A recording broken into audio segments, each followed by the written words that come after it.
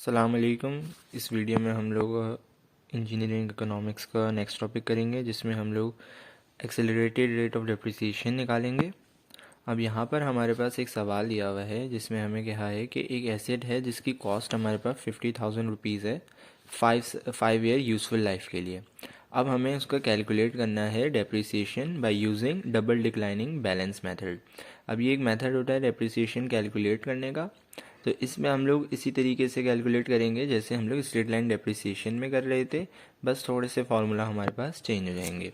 तो सबसे पहले वही हमने कॉलम बनाया, ईयर कंप्यूटेशन डेप्रिसिएशन एक्सपेंस पर इंटरवल, फिर एक्यूमुलेटेड डेप्रिसिएशन एक्सपेंस, और फिर उसकी रेजिडुअल वैल्यू उस ईयर पर कितनी बचेगी। तो जब ज़ीरो ईयर पर जब हमारे पास ख़रीदा गया तो उसकी कोई भी हमारे पास कंप्यूटेशन भी नहीं होगी और उस वक्त कोई डेप्रिसिएशन एक्सपेंस भी नहीं आएगा। जिस साल मैं ये पेन ख़रीदूँगा उस साल तो इसका कोई डेप्रिसिएशन एक्सपेंस ही नहीं होगा, उस साल तो ये कोई डेप्रिसिएशन नहीं होगी उस वक्त पर, तो उसकी टोटल वैल्यू ही हमारे पास रेजिडुअल वैल्यू होगी। तो 50,000 जो हमारे पास कॉस्ट थी वही उसकी रेजिडुअल वैल्यू। उसके बाद हम लोग जब पहले साल हमारे पास ख़त्म हुआ तो हमारे पास उसकी क्या डेप्रिसिएशन एक्सपेंस आएगा।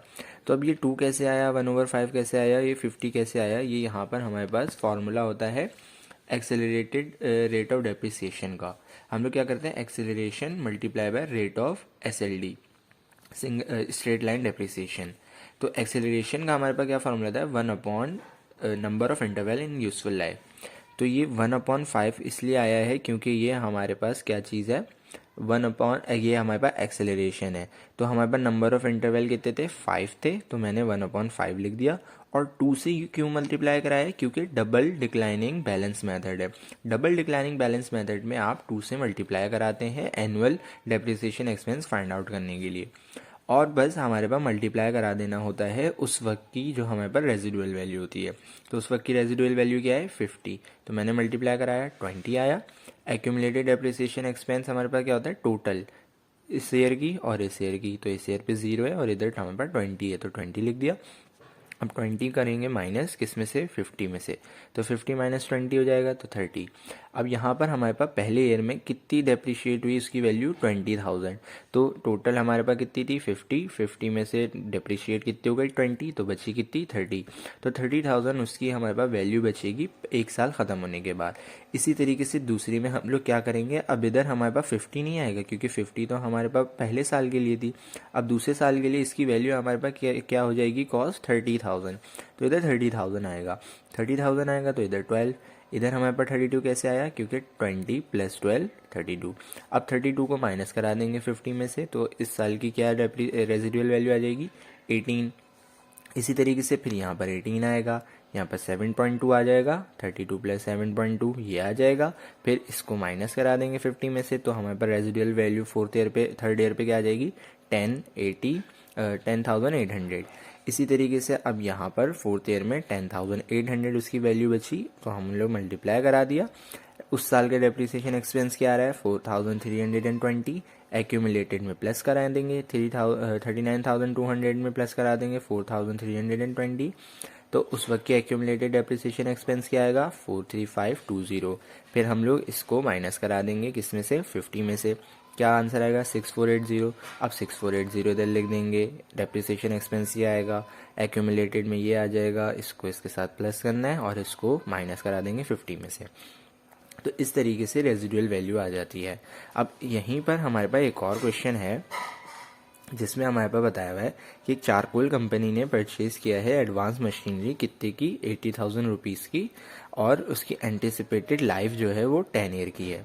अब हमें उसकी रेजिडुअल वैल्यू बतानी है ईच ईयर पर, यहाँ पर वैल्यू नहीं ईच ईयर आएगा, कौन से मेथड से, double declining balance method. Same यही करना है, बस हमारे पास वैल्यूज़ चेंज हो जाएंगी। तो अब हमारे पास 0 ईयर पे तो कुछ भी नहीं होता, 80,000 ही इसकी कॉस्ट होगी पहले ईयर में। अब हमारे पास डबल डिक्लाइनिंग मेथड है तो 2 से मल्टीप्लाई कराएंगे, 2 multiply by rate of 1 number of interval in useful life multiply by उसकी उस वक्त की कॉस्ट। तो यहाँ पर आ जाएगा 16,000। अब 16,000 इधर आया, इस 16,000 माइनस करा देंगे 80,000 में से, तो 1 ईयर की हमारे पास जो रेजिडुअल वैल्यू बचेगी 64,000। अब ये 64,000 उसकी एक साल के बाद की वैल्यू है। अब यहाँ से सेम हमारे पास 64,000 इधर आ जाएगा, 12,800 इधर आ जाएगा। अब इसको इससे प्लस कराएंगे तो 12,000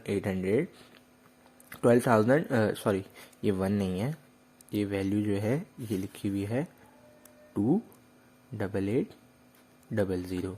यहाँ पर नज़र नहीं आ रहा होगा, मैंने गलती कर दी थी, तो 28800 है। अब हम लोगों ने क्या करा, इसको माइनस करा देंगे 80,000 में से, तो क्या बचेगी वैल्यू सेकेंड ईयर पर 51200।